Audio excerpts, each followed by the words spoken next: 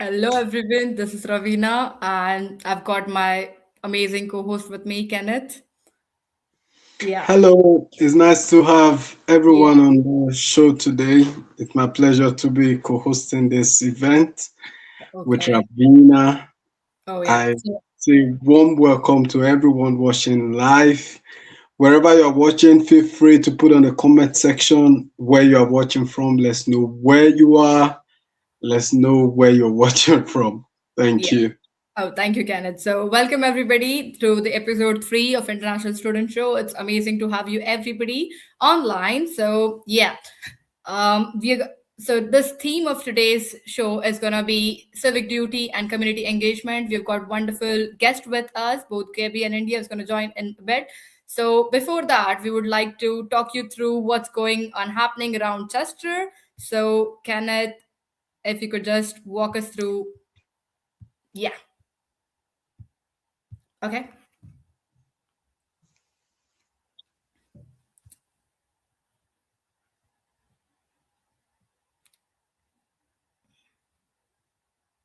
Kenneth.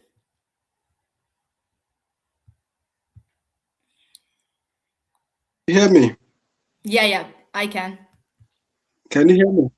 Yeah, yeah, I can hear Okay. you. So Yeah, go on. Okay.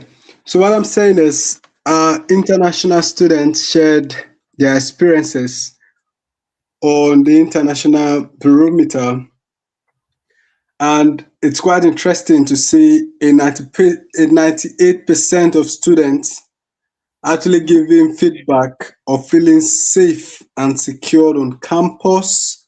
Yeah. A 95% of students saying they were satisfied with arrival experience, and I believe that's where I come in because I felt very satisfied with my arrival experience because the University of Chester has got a late arrival coordinator that Mm-hmm. helps students that arrive late to feel confident and welcomed within the university.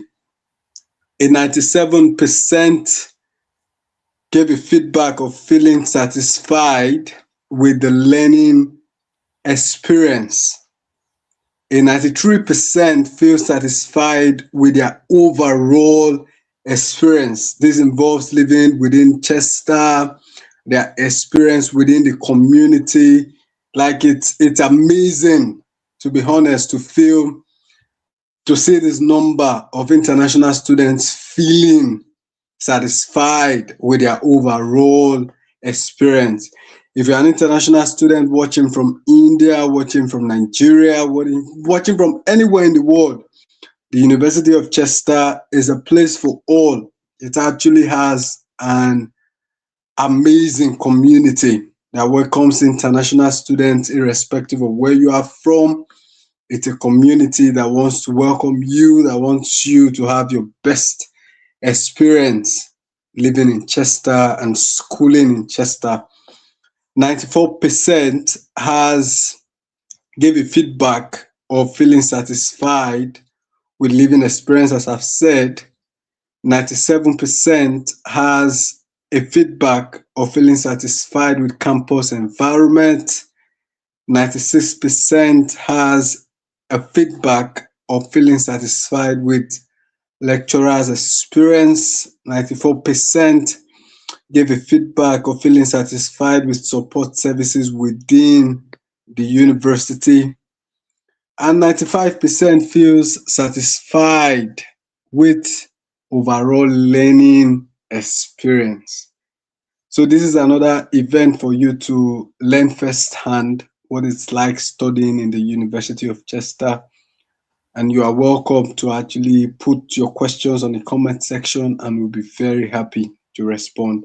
So my co-host would be introducing the next slides. Yeah. Go on, Ravina. Okay, thank you. Thank you, Kenneth. To be very honest, the barometer shows exactly what Chester is like. I mean, it's really amazing to see, out of 93,000 students, Chester has got amazing response at the barometer as well. So now I'm going to talk about the venture, which is obviously one of the fantastic opportunity for both international and home students. So anybody who has have got a fantastic idea in mind could actually pitch at the University of Chester, and we've got amazing prizes for everybody. And when I say everybody, obviously the people who have really got the passion and are clear about what they want to bring at the table. So I myself have got an experience of being at the venture pitch, and I won alongside my three amazing members. So I was obviously with my team. I participated in the venture pitch, and we won the last year 2025. So it was an amazing experience, to be honest, because there are people who actually see the value in what you're bringing to the table. They actually craft it, and then they give you the guidance. So that was amazing. The application for the venture pitch for this year are ending on 30th of April. So if you're watching, if you're a student, a graduate from the University of Chester, please do register if you've got a brilliant idea. And this is the actual stage where you can bring your idea to life. Yeah. Over to you, Kenneth. Thank you. So, in today's event, we've got very interesting guests that will be coming up on the show. Ravina, Yeah. would you So want to talk about the yeah, Eid yeah, I would celebration? definitely. Yeah. So a few months back, we had obviously Eid celebration, and the amazing Pakistani society hosted this amazing event, and we had lovely time, celebrating Eid across University of Chester. Next, we also had Holi, which obviously you guys know that it's an Indian festival, because the University of Chester is so inclusive that we celebrate each festival no matter where it comes from. So we had amazing Holi celebration in the month of March. So yeah, that's something which is going around Chester. And obviously, speaking about what's going around more like collectively is about the thing I would like to share, Kenneth, that I was being invited as a panelist for the climate inclusive societies, wherein which I have actually been a panelist for the people's emergency briefing. And for the people who are not aware about what's people's emergency briefing, it's more like a documentary which focus upon the climate change across the UK and brings to the people's mind that how important it is to talk about climate. And it was amazing to see that not only people from the background of sustainability and climate action, there were people from all walks of life, and they were there to hear, to listen, to act. So it was amazing, to be honest. Yeah. So without further delay, I would think that our amazing guests are here to share the experiences around civic duty and community engagement. So I would firstly like to welcome India, and I would like to give the stage upon to India. Thank you. Hi, all. I'm India Johnson. I go by Dia, she, her pronouns. Want to say thank you. This is so awesome to hear all the stats and all the things that you all are doing. I think this just points to the fact that you all are actively participating in civic engagement and duty already. So I'm just happy to be able to share my perspective from the States about some other ways to dig a little deeper in that capacity. I'm from California, San Francisco Bay Area specifically. So while it is evening for you all, it is the morning time for me. I don't want to give the whole resume of what I've done and everything, but I will say that I am a scholar activist. So my degrees, I have my undergraduate degree from the University of California, Los Angeles. There I got my BA, which is bachelor's in political science, with a focus on race and ethnicity politics. And then I went on to get my master's degree from Columbia University in New York. So that is an Ivy League university. And there I got my master's in education policy with a focus on urban education. So we can go ahead and take the photo down. Or you can take it down. So for me, I wanted to talk about how civic duty is technically about being a responsible citizen for the government. And, in return, the government protects you.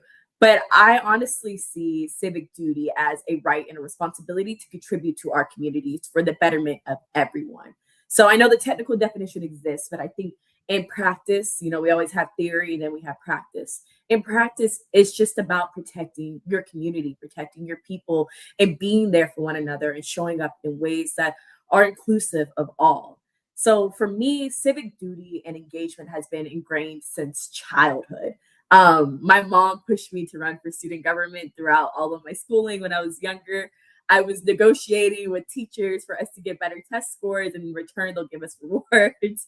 I joined my city's youth commission, but I also just watched the ways in which my parents showed up for the community. My father was a detective, and so he often was working on cases that had to do with the youth. And so he would bring that home in terms of protecting my friends and things of that sort. And that's community.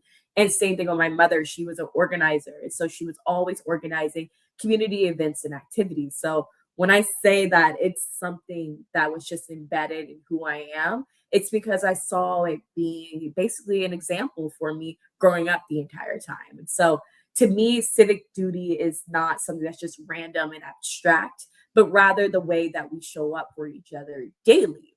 And so I also want to dig a little deeper and not just sticking with that traditional like citizen doing this in return for like the government, because we have to think beyond voting. We have to think beyond like that space, but just that whole part of protecting yourself and your community and participating in shared spaces. Like that is the critical part, because we have to take responsibility for things that are going on around us. And understanding that this is targeted at international students, while you may not be from that community, you are now part of that community. And it is your responsibility to do what you can to contribute to make that a safer space for everybody. So it's not necessarily about the power or positionality of where you come from or your background, but rather how you practice that responsibility in your newfound home and space. And so I think of civic duty and civic engagement as like individual but collective actions. So we kind of do that to address like public concerns, but it's also just again rooted in how do we improve this community life? Like how are we participating in non-political and political spaces? And so it could be anything from yes voting, of course, that's the standard way, but you can also go from volunteering and community groups and just coming down to the food bank, but also showing up in student clubs and organizations. That is a huge way to start getting ingrained and practicing what civic duty and engagement can look like. So I just really want to just reinforce, like, you don't have to have status or be rich and famous to participate. It just has to come with intentionality and a vision for how you can push the community forward in ways that are most comfortable for you. So for me, again, I want to come back to like my early exposure was, of course, growing up with this community care model and seeing it through my parents, who then also had friends that were very similar, being involved in organizations young. But also, like, we could share this photo too. Like, I ran for public office at 23, 24 years old. And so there's a group photo, I think that was up initially. And I chose that because I wanted to enter the space of, well, yes, here's the group photo. So yes, I was 23, 24 years old. And I just basically was like so involved in politics, always showing up to events, sitting on my city's youth commission, already learning about politics and policy from a young age, that I was like, yeah, we need more representation of young people, and particularly young people of color and young people who are women and Black and identify as that proudly. And so I did run.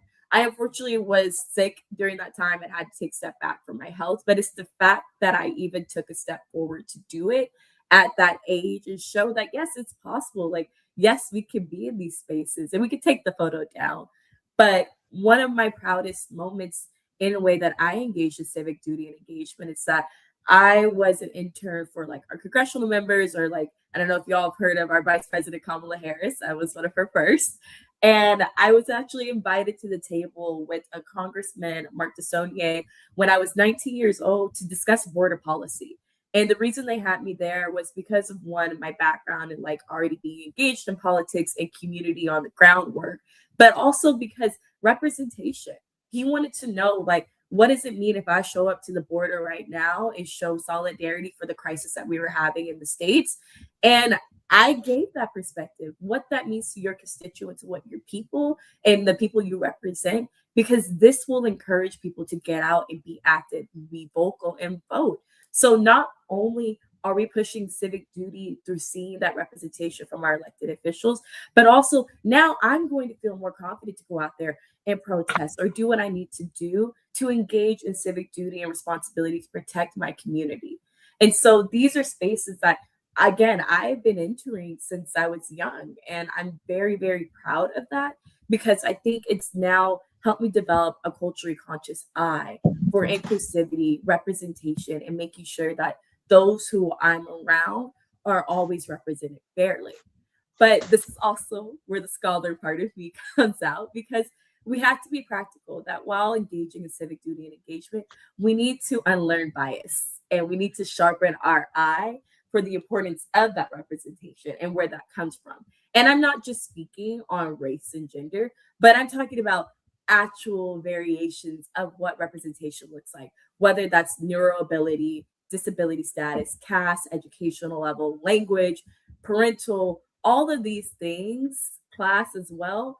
You cannot engage in civic duty and responsibility if you're not conscious of what your actions, words, and things that you do mean and impact different cultures or identities.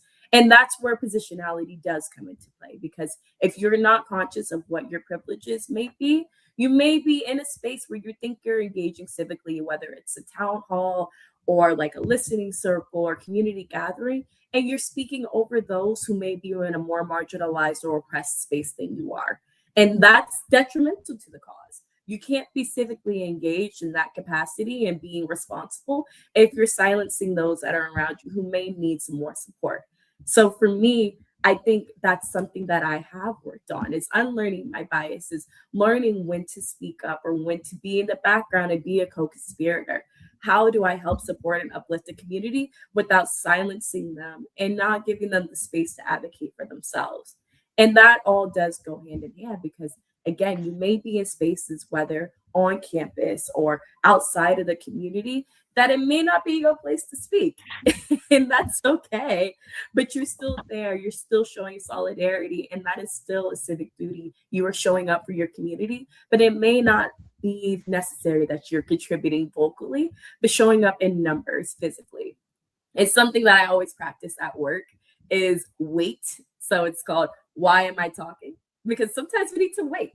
Why are you talking? Or wait, so why are you still talking? So these are things that I practice in community spaces and dialogue. And that is still me showing up and doing my civic duty. But it is also me being conscious of, hold on, is this my space to be taking? Or am I here as a co-conspirator and an ally? Even though I don't really like allyship, I like co-conspirator. Let's be about that action. But either way, just being conscious of what you're taking up. Because being a student of a marginalized background, it comes with its own differences and comfort with engaging and showing up in the community based on your cultural experiences yourself. What I may be comfortable with because I was raised by people who were very active, somebody from a more conservative culture who is trying to branch out and get civically engaged may not feel as comfortable as me. I may be ready to hop on stage and be like, no, give me the mic, I'm gonna talk. Other people might not be. They might be the one in the back taking notes for you or helping out as a treasurer of an organization. And while it may vary where I'm okay with being in the front, and some people may be okay with being behind, that's fine. You're still doing your civic duty and engaging. So just basically kind of wrapping up with my own like organizing that I do now. It's like I have a nonprofit. It's called Yellow Heart Committee, and we organize around mental health and trauma. So we could show, I think it's a slide that has a photo of a collage of the work that we do. We primarily, yes, here it is. We primarily work with at-risk youth. So that means lower income, marginalized identities, victims of domestic violence, whether male, female, or whatever you may choose to identify as. And we also work with unhoused people. And so we do a lot in terms of like workshops, Christmas and holiday giveaways, and just really being there, showing up for people is the way that we get back to the community. And I did this after I experienced my own trauma and recognized the importance of mental health and having a background to fall or a backing of people to fall to when you're going through things and traumas. And so I wanted to reassure that other people who may not have the resources or the community that I feel have a place to fall back onto. But also, you can take this down. for my actual job, I am a senior program director for anti-racism and social justice. And I work for a union that represents professors across California. So in that role, I literally get the privilege of going to facilitate workshops with professors from over 23 universities, 29,000, and all ranging from immigration status to identity to positionality on essentially race and social justice. I talk about the importance of having that critical conscious eye that I spoke on, or why we need to be socially engaged and civic duty. And so it's pretty awesome that, I may not be a professor, but I get to teach them essentially. But also outside of that, engage in policy work and talk about discussions behind the scenes with my colleagues about how do we shift the culture? How do we motivate people to be engaged and care about the community in which they're part of? And for them, we're looking at the campus community because basically faculty teaching conditions are student learning conditions, and how the faculty feels involved in their community will directly correlate and translate to how the students' learning conditions are. And that's why it's important. We don't know all the ways or see all the ways, I guess, tangibly that our responsibilities show up. But this is one of them. And being in a space in a community that feels welcoming and safe is really critical. But also, just in general, expanding the lens. Like, I have this impact, of course, in California, but I'm really focused on collective liberation. And so collective liberation is something that like Maya Angelou talks about, which is basically like we can't all be free and not everybody's free. And so that's my thing. I am well traveled. I've been to 31 countries with more than half of them solo. And one of my most life-changing trips that just kind of happened this past November is that I went to a Palestinian refugee camp in Jordan. I think I have a photo of that if we're able to share it. That is to me the definition of collective liberation because I understand the struggles of what Palestinians may be enduring. It's the same thing that is parallel to what Black Americans are enduring in the States. And so while I do enjoy travel for fun and leisure, I also like to make it intentional in that I'm going to go around this world and learn for the communities that I'm part of. For that week or so that I'm in your space, I want to figure out how do I give back? How do I contribute? How do I invest myself more into learning about what you're experiencing? Maybe it be oppressions or just other issues that I can grow as well, because the experiences that I had here at this refugee camp are something that I now share with everybody. I'm actually wearing the ring that I'm holding up in that photo right now that woman gave to me. She was born in Palestine and had to leave and flee because of what was going on. And so every time I wear this ring, I'm thinking about her. I'm thinking about how do I collectively contribute to this? What is my civic duty as somebody who is a human being on this earth to give back and support in ways that I can? And so for me, collective liberation and civic duty and civic engagement all go hand in hand, and doesn't just stop solely for where you're from, your ethnic or national origin. It goes beyond that. It goes into just caring for people, which you could take the slide down, which is why I really just want to encourage the students here that don't get stuck in the bubble. I get that sometimes it's hard, especially when you go from one place to another, that it's different culturally. I may not be an international student, but for me, my cultural shift is that I'm from California, but I went to graduate school in New York City. And may seem like, oh, it's one culture in the United States. It is not. And so that was a huge cultural shift for me. I had no community when I first came in there. I didn't know anybody. I was a 22-year-old student in a graduate program where the average age was about 27 and up. And so it was challenging. But what I immediately did was pour myself into organizing and getting connected with people who were there, whether it was through community groups, whether it was through getting jobs. I just chose to let me expand myself. Let me learn the community that I'm in and what their needs are. Because even though I'm an organizer back in California, the needs may not be the same in California as they are in New York, which is what I learned. There's different things and different practices that people have. And being respectful and having that critically conscious eye means that you're learning about how do I help and support what they need while also still feeling safe in the community for myself too. But some recommendations that I have for you all, some like tangible points of entry, of course, is join those student groups, attend the events, Be present. Join as many as you can handle with the workload, because as somebody who was taking 5 classes in graduate school to finish early, happy I did to save money on student debt, but I'm also like, oh, I was so tired. And I felt like it took away from more organizing that I could have done.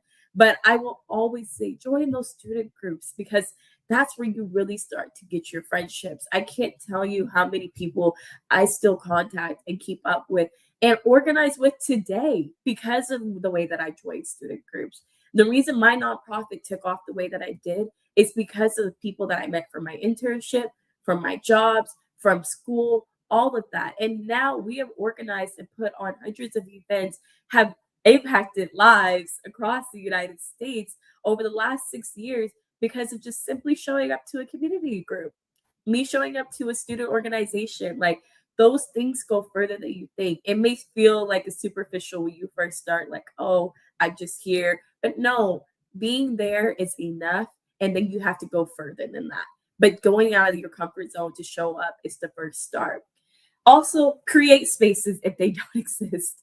That's something that I would say that I did with my community group or my nonprofit, is that even though, of course, there's a ton that had mental health and trauma, I figured out what was missing from my specific community. That's what mattered.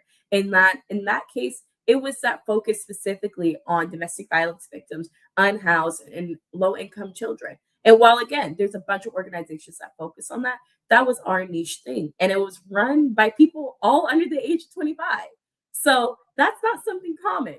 And that's where, we created a space. And what I was often told is, like, the organizer or founder of it is that even though, yes, we're doing this work, it's fulfilling because of the fact that I have a friend group now. I'm excited to show up to meet with everybody. And yeah, we're doing this huge thing. Like, we were doing legislative work, we did hearings at the Capitol, all these things in advocacy. But at the end of the day, it was about our civic duty and engagement, but also that community that we ended up building as a group. And lastly, connect beyond your campus. Okay. I did make that mistake when I first got to college, is that I stuck with just my campus. I got trapped in that campus bubble. And at UCLA, it's called the Westwood bubble because we are based in Bel Air, like Beverly Hills, if you all have heard of it. And so you kind of get trapped, but you have to go beyond that, because you can't just impact the school community. We also need to contribute to those who live and share the space with us. I am really big on Native American and Indigenous rights and justice, and think about like the land back movement a lot. And in this case, like, we have to be conscious of the land that we're on. Get to know what native lands you're on, if that is a big issue there as well.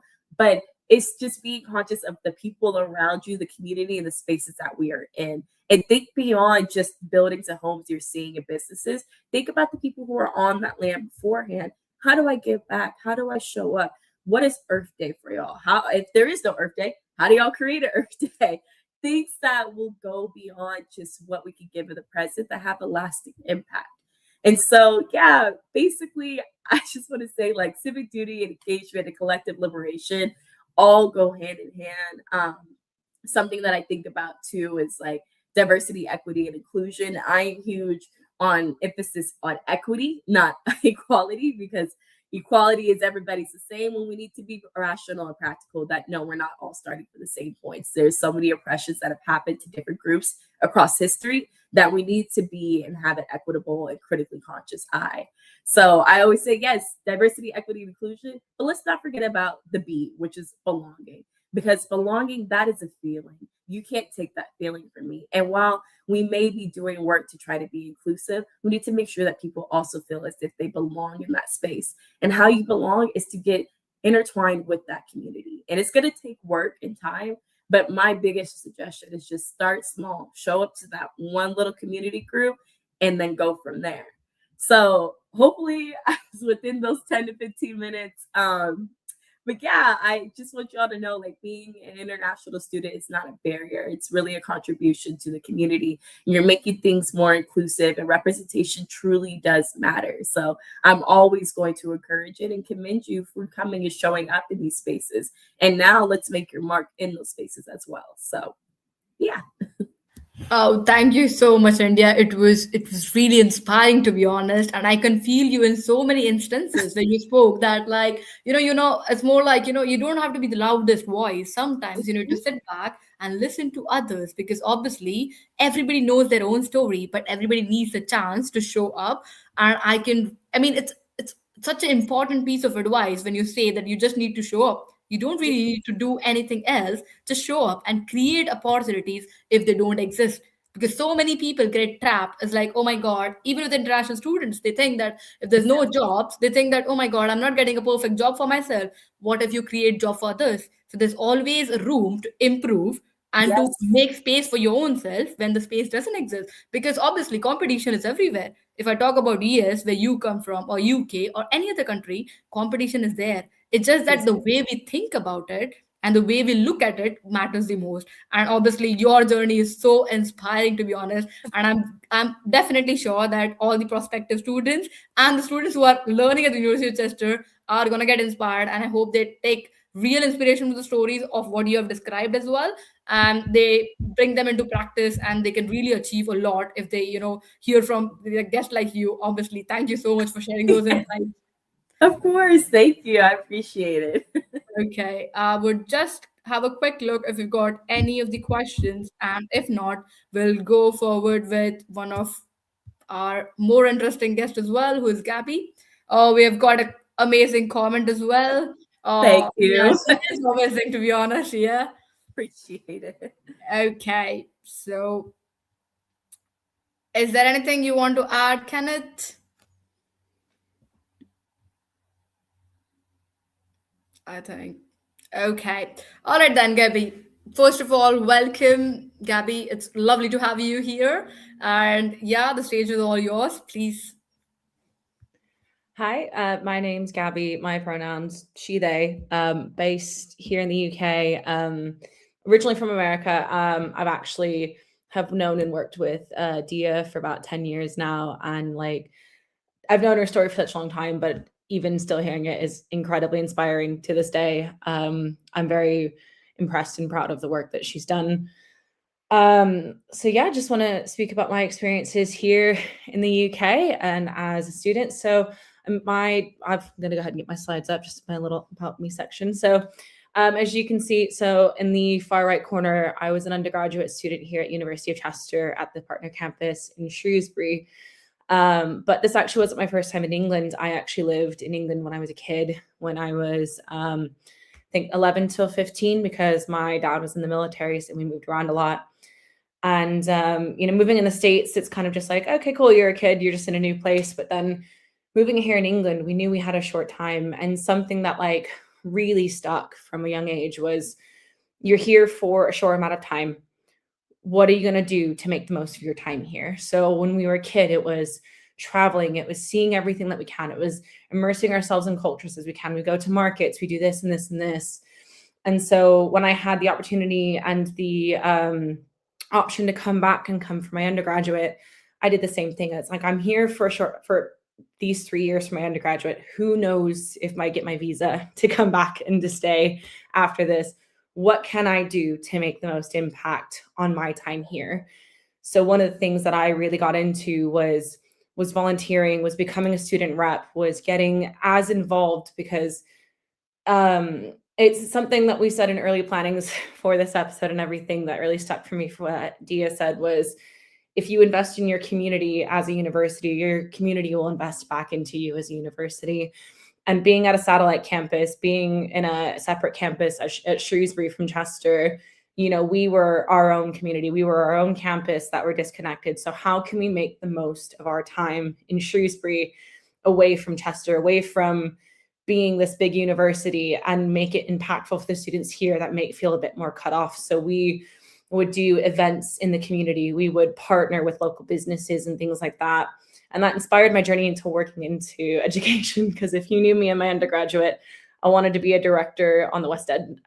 And now I'm here working and getting my MBA and doing my stuff to work in education, to continue that goal of, you're here for a short amount of time, how can you make the most impact? And so I started working at the Students' Union, where I I was partnering with students on events that meant the most to them. I worked with student volunteers to help integrate, like, I'm not a student here anymore, but these guys are, these are going to be your friends. Talk to them, get to know them, get into these spaces. I was very fortunate to sit on a panel during LGBTQIA History Month where I got to talk about, you know, what being queer meant to me and how it meant for me in spaces that I was in. And I got to invite other students. And we also got to invite one of the organizers behind Chester Pride to come and sit in, and what that means to him as an organizer, and how us as a community, as Chester and a queer community, can come together as a university. And it fed back into the university. I got to partner with the Islamic Society to run Islamophobia Awareness Week, things like that. Just, I'm not Muslim myself. I don't really have a religion, but I love working with students to give them a platform, because when I worked at the Students' Union, I had a platform to put events on. And that's something like what India was saying about, if it's not you, how can you co-partner? How can you co-work with somebody to give them a platform if they don't have the space to make their own? And that's part of the work that I was trying to do. I was trying to go to students and go, hey, I want to do this. What do you need from me? How can I help you put this event on? How can I help you run something that can make a difference? Because then it feeds back into me. It makes a difference to me to see students supported, to see the people having a space that they feel like they call home. You know, moving around a lot, it's, you make your own space where you go, every place you go, because every house, every few years, different keys, new house, new neighborhood, new this. But this is my community. How can I bring this? How can I open it up? And so when my work finished at Shrewsbury, I started working in Manchester, which was first ever time living in a major city. Brand new space again, my community. How can I work here? And I worked as a student voice coordinator, where my job was to take student-led feedback to improve the university. So we would take, students were upset with this, students were upset with this, students were upset with this. Okay, tell me, let's fix it. Let's work on this together. How can I best make sure that your experience here is something that's positive? How can I feed and help and support you the most I can? And I don't have many pictures, unfortunately, from my time at UC in Manchester. It's not as social media heavy being a student voice coordinator. So this is the ones that I could find here was from the freshers events, but things like that. We were working with student feedback, feeding back into what students want from us. How can we make an impact on them? And even then working with the community, like working with local businesses and working with local like places to get jobs, bringing people in to go, hey, this is how you can volunteer at this community here. This event was going on here. These people are looking for volunteers. They're looking for part-time jobs. Get involved, get out of the university, go meet other people. Here are these people. Here's your opportunity. Here's these doors that are open. Please come in. And that all fed back into now doing my current MBA. So I'm currently a student here. I'm on my second year as my placement. I'm doing my placement at my current job right now, where it's a Starbucks, which people don't think is, you know, let's go to Starbucks for an event that's happening there. But one of the impacts that we're trying to build within my placement is, how can we make this a community hub for people to go to? How can we turn this ordinary coffee shop into a place that people can feel welcome, that they can feel home, that they can feel like they can keep coming back to, repeat businesses. I'm very fortunate to have had all the support I've had in my life, to feel like I've always had a place to call home, but I know that that's not something everybody is fortunate enough to have. And like India says, the best thing that you can do is show up to spaces, show up to events, show up to those job openings. I mean, if anyone knows me, they know that the first thing something jumps up, I'm the first person that jumps up and go, I want to do that. And when it came to the MBA and they said, we need student reps, who wants to be a rep? My hand shot right up. I said, I want to be that person, because I know how the university system works. I know how to ask the right questions. I know how to. So how can I be that vessel, that vehicle? And I want to encourage that for being other students. It's terrifying being an international student sometimes, coming into a place. I can't even imagine coming from a place where English isn't your first language and you're having to navigate an entire different school system, where the job market is different in your country than in England, where language is different, where everything's different. You don't have a space that you know as well. And so I think if you have that drive and that want to do it, then do it. Like if you have that kind of feeling of, oh, what if everyone looks at me? What if everyone, at the end of the day, people are also worrying about where they fit into the world. If you can help, if you can support, if you can partner with them, if you can help give them that space, that voice, that platform, I'm going to advocate for you to do that. Show up to those events. You never know when you're going to meet somebody that can help you get into the space that you want to be in. Like Dia says, the reason I'm here today is because I showed up to those events. I showed up. I went to a freshers event my first year as an undergraduate. And then I ended up working at the same students union that put on that freshers event. I asked to be a student rep, and now I'm working with people like yourself, Ravina, like Dr. Alex Fenton on things like the Festival Ideas for Chester, like this ICS show. Like Dia says, it seems like such a small thing, but you have no idea what the impact will be on the people around you. So I'll leave you with ways to get involved. You speak to your tutor. They are the most connected. Join the Students' Union. Show up for things. It's terrifying, but I promise you it's worth it when you find those spaces. It's worth it when you can help, then turn around and give back to those people that need that help as much as you. It's worth it if you even then bring your own people into it. Like you can, if you've got a friend that you think is nervous, bring them into it, involve them. Like Dia says, civic duty is for everybody. We all have the drive and the need in us to connect. We all have that need to support, to feel belonged to somewhere. So we need to use that drive to connect everybody together. So thank you. Oh, thank you so much, Gabby. That was really interesting to know, and your experiences are, oh my God, really amazing. I mean, the journey is so inspiring, to be honest. Like, how did you navigate it from being an undergrad to being a postgrad and now into your jobs and so many things which you've got involved into? I could relate to a lot of things, to be honest, because we're from the same uni. I'm a graduate now. And when it comes to student union, when I thought of myself getting into student union, I was petrified, to be honest. And I was like, oh my God, elections at the uni and in a different country. I was like, no, I can't do it. But then obviously there were people who believed in me. And when I used to go to the classes and tell them about the, like amazing ambitions which I've got for the uni, and when people do listen to you and they understand you, they believe you, that is something which is very much rewarding rather than just being into a job or something. It's more about building that community. It's not just saying that, drawing a line between international and local students. It's just saying it's we who belong to this university and we as students. So that was something which was really rewarding. And I'm very much sure that, obviously I think there would be a time lag between you joining the student union and me joining it, but obviously it was the best thing which could ever happen to a student, that is just a student union. And they are so supportive, they are so inclusive. It's never a chance that they would ever discriminate between anybody. I remember when I was in the position for the elections which took place last year. It was about the vice president student voice, and we were 11 candidates, to be honest. 11, that's a massive number. No, I remember. Yeah, I remember you coming into my class about Oh, it. I remember seeing everything. Yeah. oh, so you witnessed. I don't know if you voted for me. I've been on both sides of it. Honestly, it is a terrifying process, but incredible to even attempt and do in the first place. So, oh my goodness, yeah.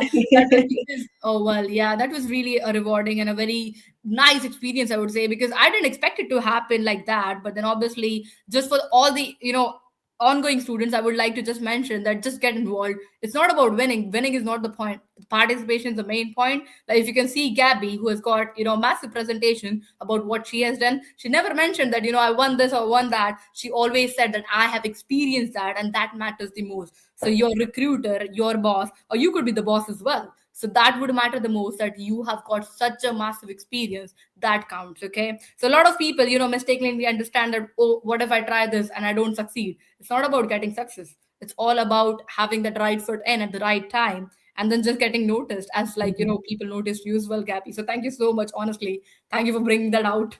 thank you. Yeah. Okay. Can we also have Entia on the stage though? Okay. Thank you.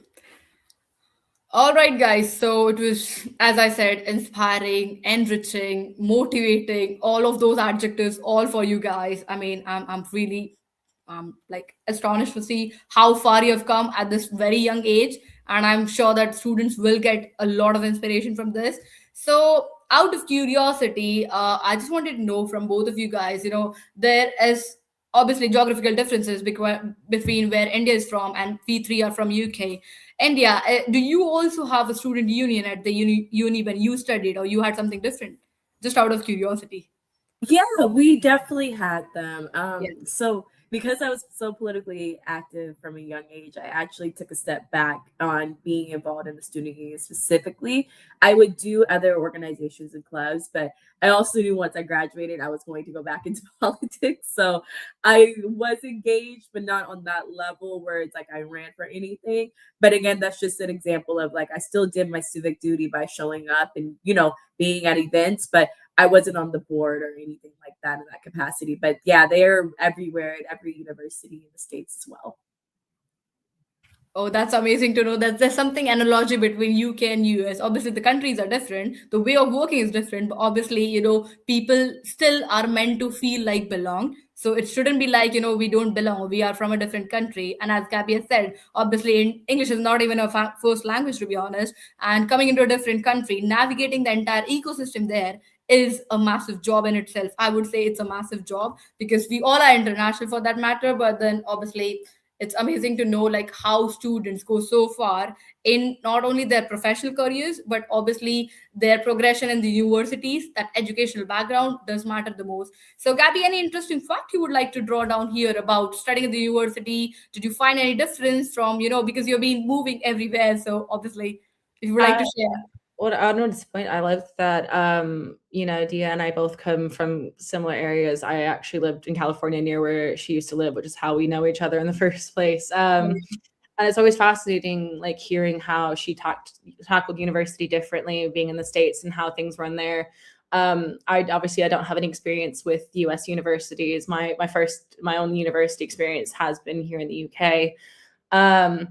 But no, I think the way that they structure things for like students unions and student supports, I feel like are quite similar in the sense that they want to make sure their students are always the central focus for everything. And I don't know if you can back me up on that, Dia, but that's what I've always thought. And we have another student that's working on this named Joe, who's from the States as well. And when he was like, oh, I used to work in these kind of backgrounds too, and I want to start doing this. And he and I started talking about how we can correlate from his work in these States to here in the UK. Things just kind of clicked. And I was like, oh, I don't know, they did that. Like we have got this here. We do this here. And it's nice to see that there is kind of a universal baseline of students' voice, student center first. So I don't know if you want to speak to more of that from the US standpoint there. That was perfect setup because I was going to bring up how in the States, and I'm not sure if you all do it there, like we have a lot of affinity centers. So affinity centers are where different ethnic identities or just different marginalized groups have a space on campus. And they can vary. Like some of them have really elaborate ones where it's like multi-rooms or things of that sort. But that is a big recognition of the importance of making sure people feel not just the included part, but the belonging piece too. But it goes beyond just identity in terms of racial or national or heritage in that capacity, because there's also spaces such as like the food pantry or closets. And that's really recognizing those who may have food or housing insecurities too. And so I think that there's an effort in the States happening where universities putting focus and efforts towards that, but it's one that's growing. Like still needs more funding support, still needs advocacy. And that's where students who are maybe in a different position or had different privileges can really use their voice to advocate for those too. So those students who may be experiencing food insecurity or housing insecurity may not be able to show up to a town hall that the university has to be able to share their story. But if somebody who maybe like me is not going through that and has free time, then I need to show up. That is me doing that responsibility to advocate for those who may not be able to. And they may not be showing up for a plethora of reasons. They may be a caregiver. They may be a single parent. They may have a disability. But just taking in mind, and that's why I really advocated earlier for being civically responsible also means having a critically conscious eye to recognize when different positionalities come into play and how you need to use your privileges to show up for your community. So I would say that definitely we have those affinity centers that are welcoming in different identities, but we also go beyond identities to recognize class and other isms that may exist that can show support to students too. It's something that's something I'm very proud of that we've done at Students' Union. You know, we've got different societies that encompass different kind of student backgrounds and stuff. Exactly. You know, one of my favorite weeks that we ever did in Chester when I was at VP Shrewsbury was Islamophobia Awareness Week, where I just kind of did all the paperwork behind, but I let the Islamic Society run it. And I just was like, how can I best support you? And I ended up learning so much myself. And I actually did, you know, an interview with several people from, you know, lecturers that were Muslim to the imam that's on campus to, you know, the students and stuff.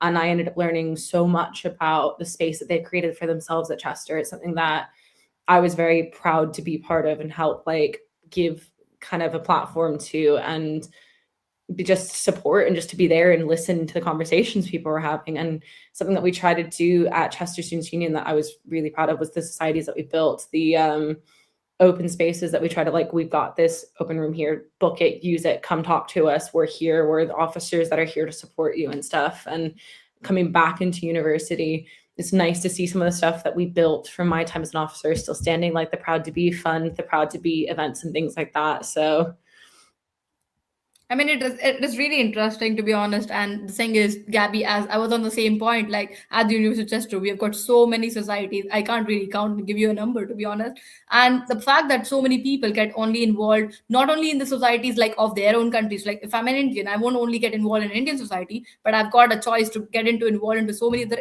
societies, and that actually brings a kind of inclusivity and thing to know about different cultures, which is very important. And when you say inclusivity, it's not only being proud of your own culture or I come from this country, it's about saying that world, entire globe is obviously one place and we are like a family, and just belonging and just being for each other when we need is very important. That's kind of inclusivity which Chester would have inbuilt in me, obviously, if I'm talking about myself, because back in my country, obviously, we've got different cultures, to be honest, but society concept is very much new to me. But obviously it became a routine when obviously I saw so many people, and it was honestly the best time at Chester was getting involved into so many activities, so many conferences, so many societies. Honestly, best thing. And I didn't know if, Gabby, you knew about the Chester thing. Like, we also have a Chester Business Club, and obviously it's one of the best places I've ever been to. So when I first went, I was like, well, to be honest, I'm not a founder of any company for as of now. I could be one in one place,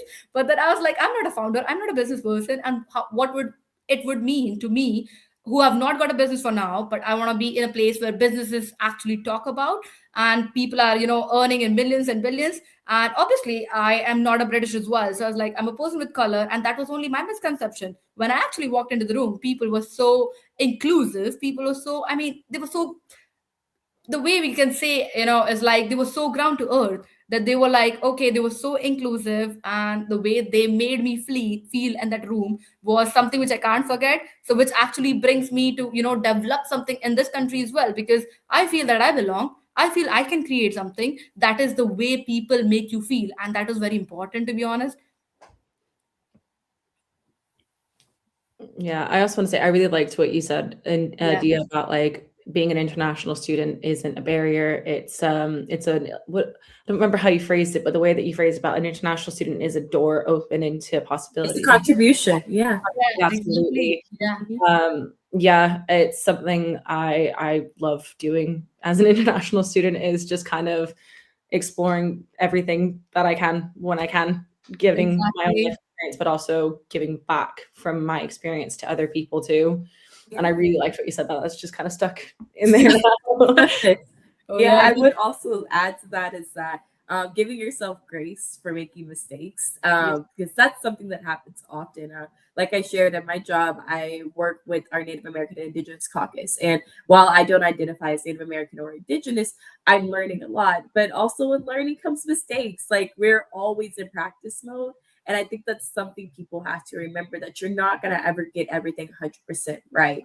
And you have to be okay with always being the student. I will never know everything, and I will never not know enough too, because you're always going to constantly learn. Things are always evolving. And so I think with being an international student, and again, I can't relate to that experience, but I can relate to going to a different culture in terms of going from California to New York, is that you just have to be open-minded and be ready to learn. It just, I think, listen more than we talk sometimes. And like I said, if anything sticks, always use the acronym WAIT. Why am I talking? Because that is very important. Oh, I love that. Yeah. That Oh, you've just gone You mean- mute. that will definitely stay with me, India, because obviously, like that's so nice to have and to know about it. Because I think, Gabby, you were looking for this world-class privilege. International, being an international student is obviously a privilege, rather than thinking that, oh my God, I'm gonna tackle this entire new country. I mean, one of the best decision in my early 20s was to become an international student. I could have done lot many things, okay, but I still wanted to choose to come abroad and study my favorite course, obviously the one which I'm interested into, and that actually opened so many doors. So obviously I think if somebody's in a kind of dilemma, like, whether I should go, whether I should invest so much money, whether I should, I mean, we are obviously not promoting it by any chance, it's your take on last chance.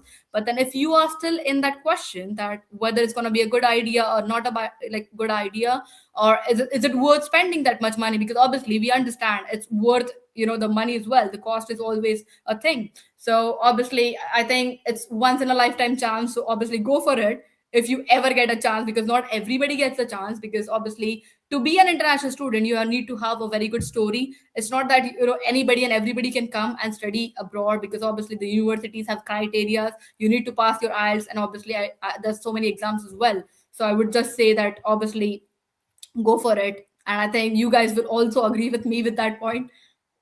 Absolutely. I mean, education itself is a privilege. And I Yes. don't think people realize how much of a privilege education is.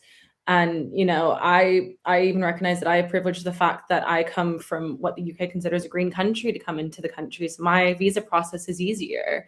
And I Okay. recognize how much easier it is for someone like me to get in this country. Yeah. And how can we make those systems for immigration easier at Chester? How can we make those spaces easier to access? How can we help students through the immigration process, the check-in process to the university, where they can find all their information and stuff. Like that's all stuff that I continue to work on and stuff, and have those conversations, because even in first weeks that are still happening, we're gonna, every few months we get a new business MBA cohort comes in, and it's the same questions from students of, I can't find this, I don't know how to apply for a job, I don't know how to apply for housing, I don't know how to do this.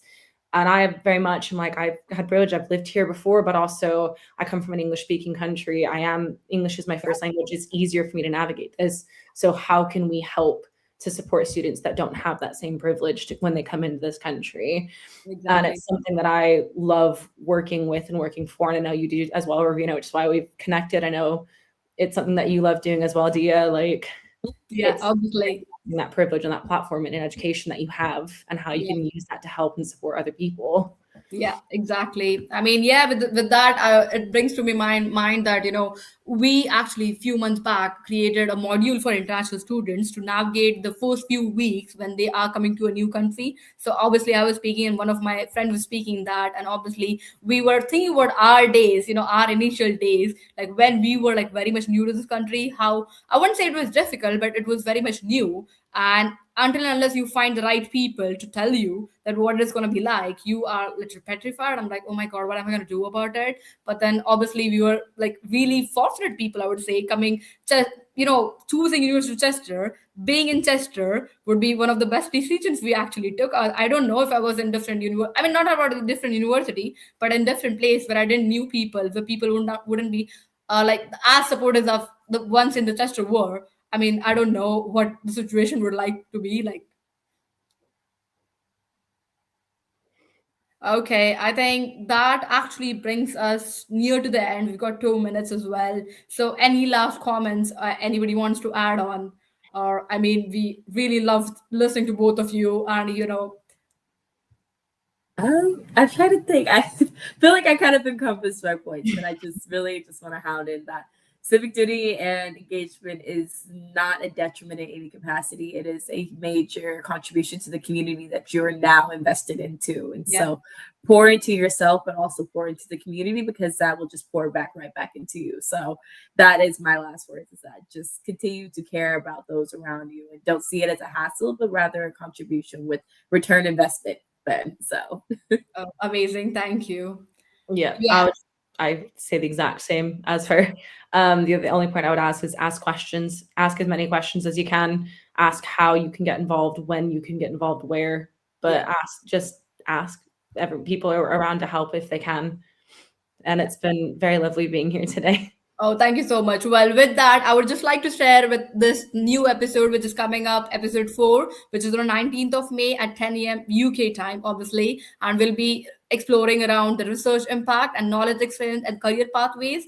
And one of the profound guest speakers will be there, Professor Vinod who is the part of a university tester from Sanjeevani University in Shady, which is in India. So obviously, people here could also join that episode. So I'm looking forward to that episode. But thank you so much, India and Gabby. Honestly, it was a pleasure listening to both of you. Thank you so much for everybody who joined us as well. Thank you.